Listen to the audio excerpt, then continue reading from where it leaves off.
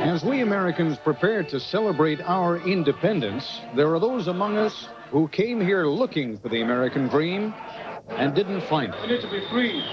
Good evening, I'm Ted Koppel in New York, and this is Nightline. They are Marielitos, a part of the most recent wave of refugees who came from Cuba in what was known as the Mariel boat lift. But because the U.S. government considers these refugees dangerous, they are being held in prison without charge or trial. And that's our story tonight. This is ABC News Nightline. Reporting from New York, Ted Koppel. He wasn't the first to do it, and he certainly won't be the last. But Fidel Castro is among the more recent dictators to take Emma Lazarus and her famous poem literally. Back in 1980, among the tired and the poor and the huddled masses of Cubans yearning to breathe free, Castro seeded the Mariel boat lift with what could quite accurately be described as the wretched refuse of his teeming shore. From his mental institutions and his prisons, Castro released several thousand patients and, the U.S. government believes, hardcore criminals. But while many of these people have committed only misdemeanors or no crime at all here in the United States, they have found, as Jay Shadler reports, not liberty, but a brand new nightmare with no end in sight. Freedom, freedom in that land. There'll be freedom in that land. There'll be. It's Sunday evening, Father's Day. Songs of freedom and stories of injustice are echoing against the walls of the Atlanta Penitentiary. There'll be freedom in that land. I believe it's time that justice was done, that they bring back our husbands and our fathers, our kids in need. We need our families. These are the wives, children, and friends of the Marielitos, some 1,800 men imprisoned indefinitely without sentences. Once each month, these families stand vigil outside the prison gates for the men behind the bars, shouting freedom. Marilyn Valdez's husband is a prisoner. He's in A unit right there. You know, he's on the first floor, but like on the fifth window. He whistles, she remembers. See, that's his. There's a certain ring to the whistle, and I know it, you know. I miss him. He know what I feeling for her, and I know what she feeling for me. Only I love you. Armando Maya Betancourt. I want to live free too, in the free country. And I'm sure, I don't know how many times need to pass, but I know someday the people in the United States, the American citizens, say the government, stop that. What Armando Maya and his fellow prisoners want stopped is the denial of the most basic rights accorded every American citizen. Though held in one of the worst maximum security prisons in the country, the Cubans have had no trial. They serve no sentence. If Cuba won't take them back, they could be detained forever. Basically, what we've done is we've taken a group of people and we've locked them up, and for all practical purposes, we've thrown away the key. The imprisoned Cubans once belonged to the Freedom Flotilla, 125,000 refugees fleeing Castro's shores from the port of Mariel in 1980. Most of the refugees have blended into society here. Nearly 90% are on their way to becoming permanent residents and citizens. But some of the Marielitos were Cuban criminals or mental patients. Others ran afoul of the law here. These people have all been offered the opportunity to assimilate, as the majority of the people coming over in the Mariel boat lift have, into society. They have decided not to follow that path. They have decided to break our laws, and in most instances have indicated that they are going to be very violent individuals for the foreseeable future. What they're doing is categorically stating that each and every person is dangerous, when in fact there has been no proof. It just is contrary to the most fundamental notions of fairness. Though the federal courts have repeatedly denied the Cubans' requests for freedom, human rights organizations say many of the prisoners here have never been given a proper legal hearing, and that at most only a few hundred of the detainees may pose a threat to society. Some here have committed serious crimes. Most are guilty of lesser offenses and have already served their time in state and local jails. A few have never been charged with any crime at all. Men like Pedro Pryor Rodriguez. Have you ever committed a crime, Mr. Rodriguez? No, I've never committed a crime. I've only been at a police station to get my ID card. Indeed, immigration's own documents support that claim. Apparently, Mr. Pryor Rodriguez is being held for no other reason than he lacks a visa. That's my crime, being Cuban. Mr. Rodriguez's case, though I do not know the particular facts of it, is before the district director in Atlanta of the Immigration and Naturalization Service for review at this time. That review began 2.5 years ago. Frustrations here have flamed into violence more than once. After a 1984 riot, most of the prisoners were placed in lockdown, confined to their cells 23 hours a day. 2 years later, some 300 are still in lockdown. Often 8 men in a cell built for 4. Those prison conditions and personal desperation have forged a violent alliance here. During the past 5 years, there have been 9 murders, 7 suicides, 158 serious suicide attempts, and 6,000 incidents of self-mutilation. On average, there are 15 inmate-on-inmate assaults here every month. This is the most outrageous case we've had in modern times.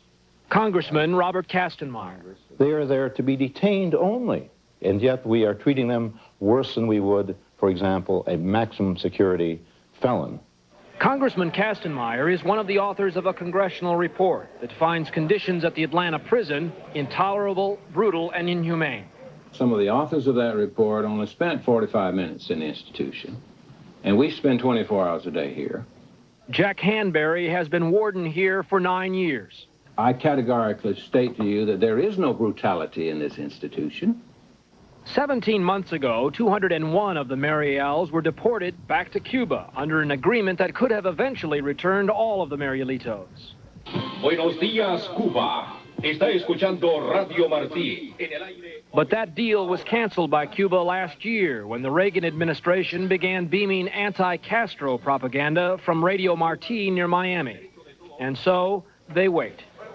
Many of these people, therefore, have a sort of a status of a person without a country. They can't be returned to Cuba, and they cannot gain freedom here. I don't know what they're doing with the Marielitos. It's like they are playing with them. It's like Castro says, I don't take him, and Reagan says, you take him, you know. And it's just a game. It's just a big political game.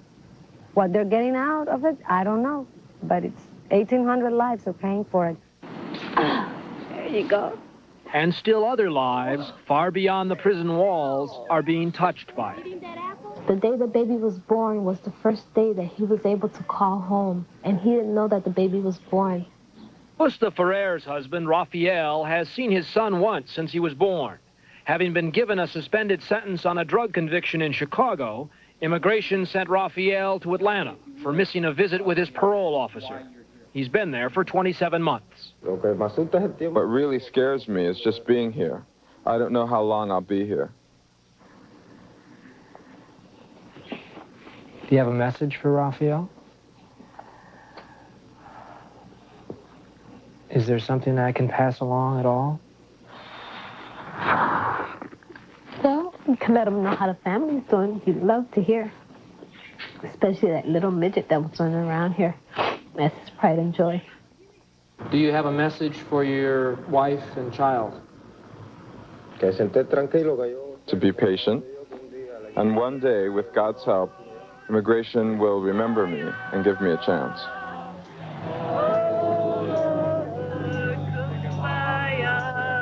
Jay Shadler for Nightline in Atlanta. When we return, we'll be joined by the General Counsel for the U.S. Immigration and Naturalization Service, Mike Inman, and by Dale Schwartz, an immigration attorney who's been challenging the U.S. government's authority to indefinitely detain the Cuban refugees. This is ABC News Nightline, brought to you by Sears. The campaign had made some mistakes. Being close to it. But he felt U.S. women's basketball. diversity of interest, they'd done pretty well. The proof of the pudding, he said, is that money was raised and was well spent. On Ellis Island, the historic Golden Door, through which millions of weary and poor had come to America over the years, 270 immigrants pledged their solemn allegiance to American ideals tonight, and they took on the mantle of citizenship. That I take this obligation freely, without any mental reservation or purpose of evasion. So help me God. Now, my fellow citizens, I congratulate you and ask all present here and in the other ceremonies taking place in the United States to recite with me the Pledge of Allegiance, which is as follows. I pledge allegiance to the flag of the United States of America and to the republic for which it stands, one nation under God, indivisible, with liberty and justice for all. Those hundreds on Ellis Island were part of an estimated 37,000 from sea to shining sea who will wake up American in the morning. In Miami's Orange Bowl Stadium, the largest crowd, 14,000 immigrants from 67 countries, raised their right hands and promised to uphold the Constitution. 75% of those new citizens are Cubans. In San Francisco, at the Army Presidio, 1,100 immigrants, mostly from Asian countries, took their oaths. San Francisco has the highest recent influx of immigrants of any American city. And in Washington, after some controversy over the coast-to-coast televising of the ceremony, immigrants were officially sworn in earlier, but joined the others for a symbolic pledge from the steps of the Jefferson Memorial. National importance. It was a day of joyful noise, of church bells, of boat bells and barge horns, of rapturous shouts from crowds thronging the waterfront and looking on from rooftops. Then at nightfall, the excitement raised to a fever pitch as the statue stood bathed in lights and fireworks cascaded all around. It is my prayer today that while we may appear to be the same after our celebration as before, beneath the surface, we will have been revitalized, renewed as the Statue of Liberty herself. We relight the torch, but we do more than that. We also restore the flame of liberty. We remember the millions drawn here by that flame, and we renew our commitment to the ideals that kept it burning. As we celebrate the friendship of our two nations, we also pray, may it ever be so. God bless America, and vive la France.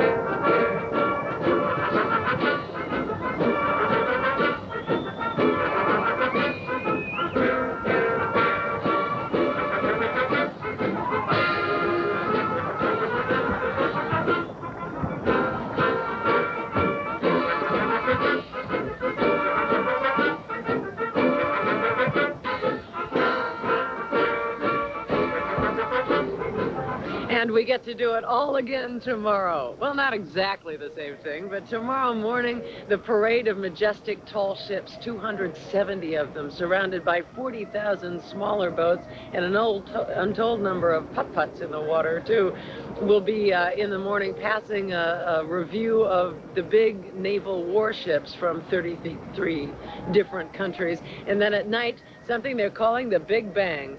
The biggest fireworks display, we are told, in the nation's history. 40,000 shells coming off something like dozens of barges at 11 firing sites. And for the first time, it'll all be computerized. We can't wait to see it. We'll be there. We hope you will, too. Patrick? All right, Mary Alice, you might want to nurse that frog at the local bistro. Thank you very much. The events in New York on Thursday night were indeed spectacular, but there is more to come. CNN's Frank Radis takes a look at what the rest of Liberty's celebration has to offer. On the morning of July 4th, the tall ships will be launched with the help of singer Andy Williams. The Americana concert will take place at Liberty State Park on the evening of the 4th.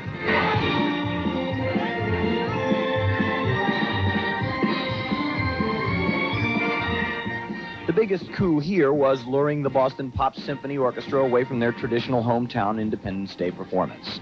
America, America, and the dream goes on. On the bill include John Denver and Johnny Cash. I'm doing a thing I wrote called Ragged Old Flag and Battle Hymn of the Republic, which I've sung before. But, you know, we feel, everybody's feeling the spirit. We're enjoying it. The official reopening of the statue will be emceed by Walter Cronkite on July 5th. Later that day, an international classical concert in Central Park, hosted by Kirk Douglas and Angela Lansbury. Finally, the closing ceremony on Sunday evening from Giant Stadium in New Jersey. Perhaps the most ambitious Liberty Showbiz event, it will consist of more than 8,000 performers, including 150 banjo players, an 850-member drill team and dance team, and megastars such as Willie Nelson and Shirley MacLaine. Having 25 dancers on a stage doing a certain number is one thing, but when you have 1,600 on the field, simply the mass adds to the emotion. And I think we're going to have a really emotional event here. Massive and emotional. That's what Liberty Weekend mastermind David Wolper is shooting for. Frank Radis, CNN, New York. When we return, we will continue our Liberty coverage with a look at how two cities in Europe are celebrating the rededications of the Fine Lady. And we will also hear from some of the stars who have made it big since coming to this country.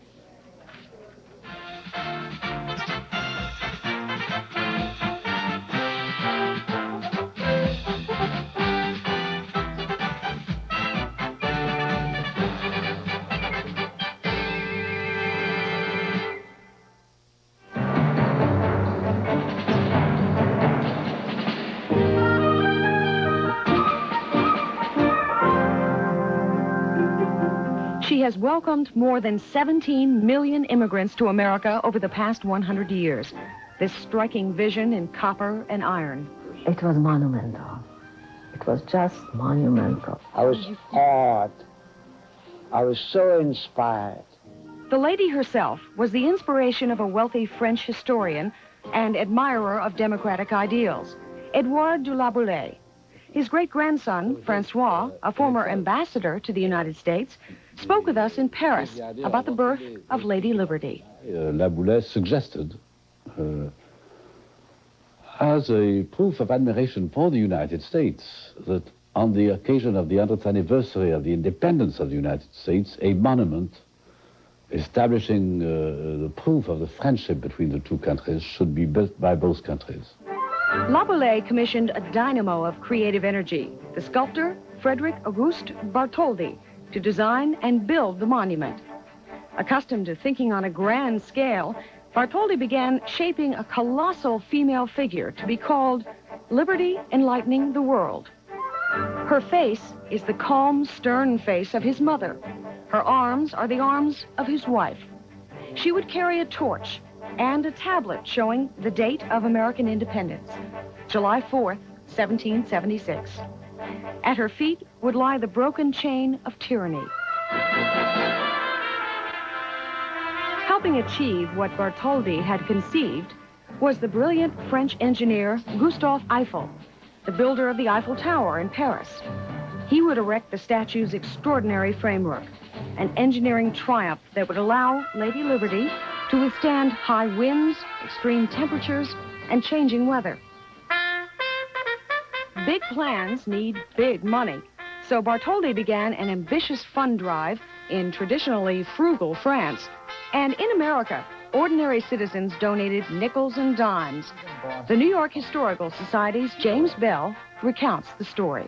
It was an immigrant who led the way to raise money to build the Statue of Liberty, a Jewish immigrant named Joseph Pulitzer. He raised from his readers the necessary $100,000 to construct the pedestal for the Statue of Liberty. The lady did not stand quite so tall, her beacon shines so bright. until poet Emma Lazarus added words to the symbol. Give me your tired, your poor, your huddled masses yearning to breathe free, the wretched refuse of your teeming shore. Send these, the homeless, tempest-tossed, to me. I lift my lamp beside the golden door. With those words, a great lady became legend. She still is our #1 national symbol, as the pyramids are in Egypt or the Colosseum is in Rome. Newly propped and primped, she may yet serve another century, enlightening the world as a beacon to freedom's golden door. For Liberty, I'm Marianne Laughlin, CNN. When the sun rose over the Susquehanna River in Pennsylvania Thursday morning, there was something unusual out there on a stone bridge support. A 17-foot-tall replica of the Statue of Liberty stood hovering over the rapids. The statue was put together overnight by 14 people who asked to remain anonymous. Constructed of plywood, papier-mâché, and Venetian blinds, it probably won't last 100 years, though, but traffic was heavy as hundreds of people lined up to see the statue. After all, it isn't every year that Lady Liberty steps out in such fine fashion. The Liberty hoopla in America may not translate abroad. The French are joining in on the celebration since, after all, they gave the Statue of Liberty to America. But the British are a little more skeptical about what liberty means to most Americans.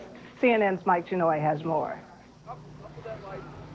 The French made the Statue of Liberty and gave it to the U.S. as a gift, so it's no surprise the French are making almost as big a fuss about this weekend's celebrations as the Americans are. Liberty's younger, smaller sister, who sits on the River Seine, has been spruced up for the occasion, and French chefs cooked up a chocolate Liberty made from the original mold to ship across the Atlantic for the big party. Even in the discos of Paris, the Liberty motif is popular.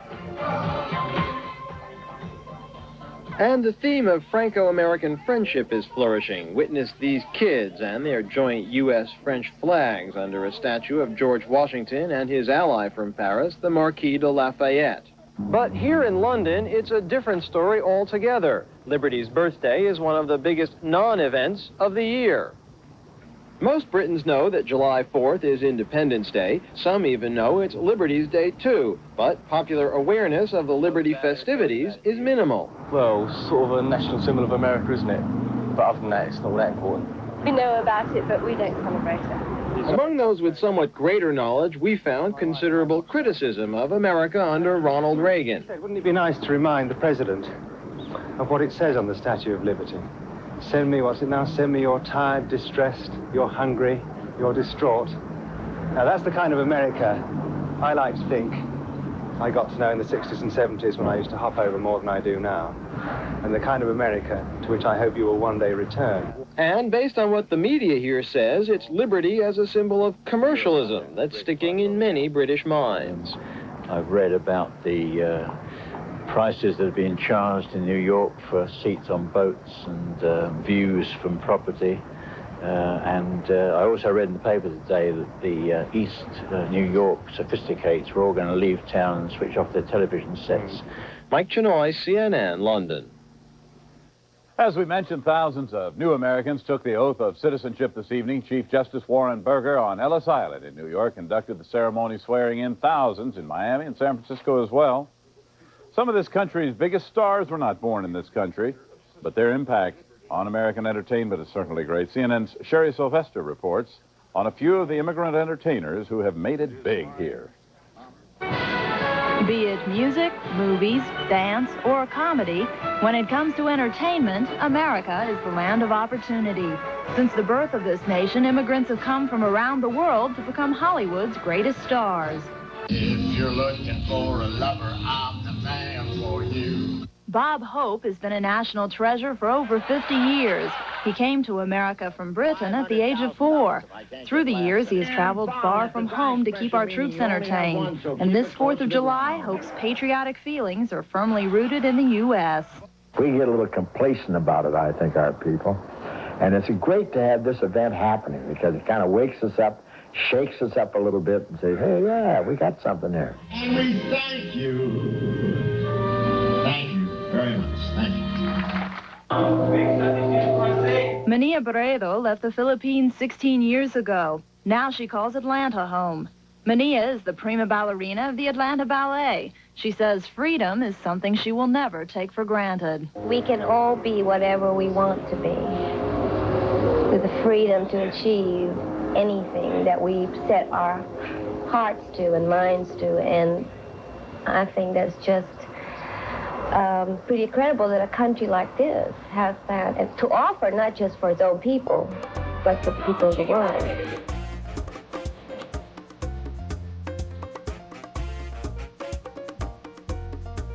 The Latin American beat of the Miami Sound Machine has struck a popular chord with American fans. Band members adopted this country to play a brand of music they describe as rice and beans on a hamburger. They have circled the globe with their music, but success in the States has a special significance. I think I'm very lucky that my family made the choice to come to the States because we love freedom. And the freedom that brings these stars to us, the freedom to sing, dance, and make our spirits soar, is what liberty is all about. Sherry Sylvester, CNN.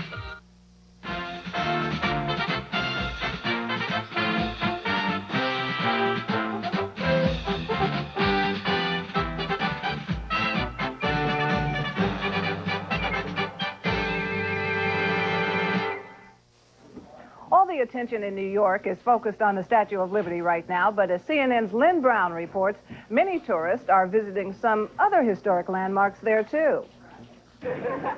Grenada, St. Lucia, Barbados, maybe some other time. This time is New York time. Miss Liberty may be the main attraction, but for many tourists, there are a lot of sideshows around. We're going to see the Empire State Building today when we're here and just tour New York. Go out and see tonight.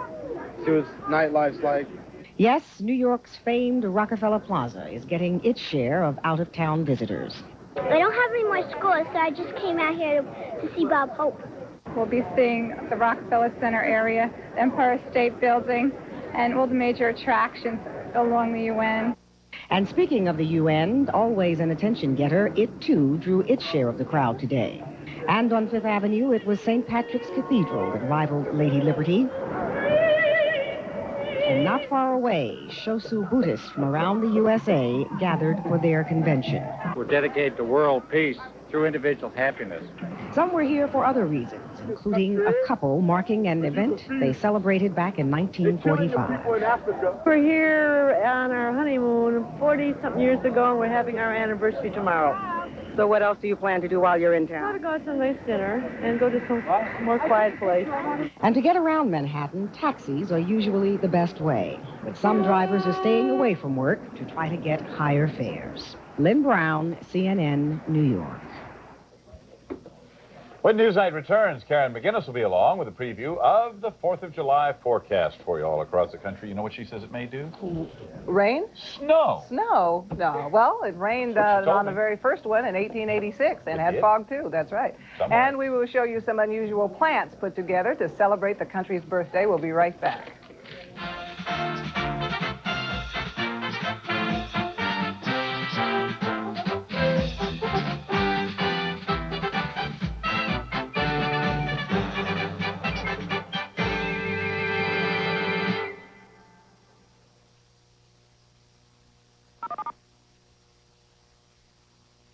This is CNN, the world's most important network. Hi, honey. My flight arrived in London a little early. Yeah, I'm already at my hotel. Guess what? They have CNN here. Good morning. I'm Reed Collins in Washington, and ahead on Daybreak. CNN, the news source, providing coverage 24 hours a day from the United States. Mike Chinoy, CNN, Manila. I just arrived in Rome. Yes, I heard. I saw the story on CNN. Yeah, my hotel has CNN. Looks like a rough day for the market, Started off with an early 6-point decline for the Dow Jones Industrial Average. CNN Europe provides news for the international community 24 hours a day. We're still vacationing in Stockholm. Heard about the bad weather you're having. Thought we'd make sure you and Sue were safe. I saw it in my hotel room on CNN. That's some pretty bad weather for you. Thunder showers moving down through central Florida right now. Earlier in the day... Europe's leading hotels feature CNN Europe, bringing the latest news to world travelers 24 hours a day. CNN Europe delivers news like no one else. 驚きましたよ。ヨーロッパにも CNN があるんですね。Welcome back to Newsnight. Our extensive coverage of the Liberty celebration will continue in a few moments for you. Karen McGinnis will be here to tell you whether you can have the weenie roast in the backyard. But first, we're going to take a look at the headlines. Lady Liberty's torch is aglow once again tonight, beckoning to the world.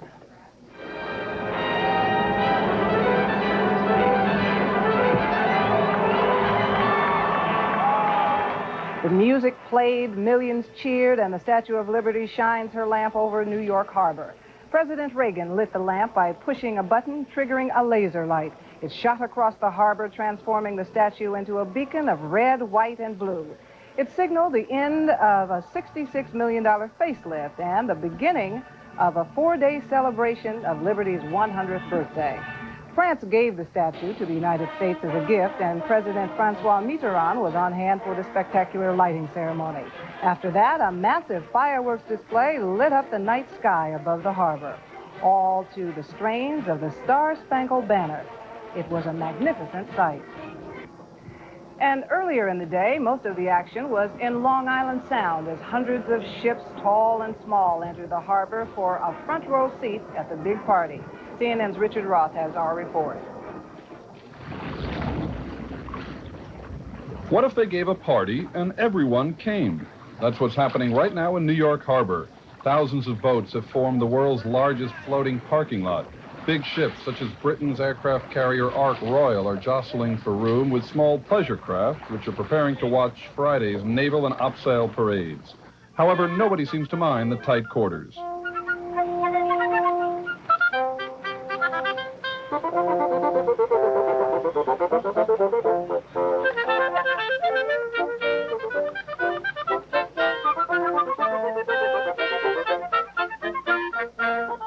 While there was freedom to maneuver in the harbor, there were expressions of freedom of worship at St. Patrick's Cathedral.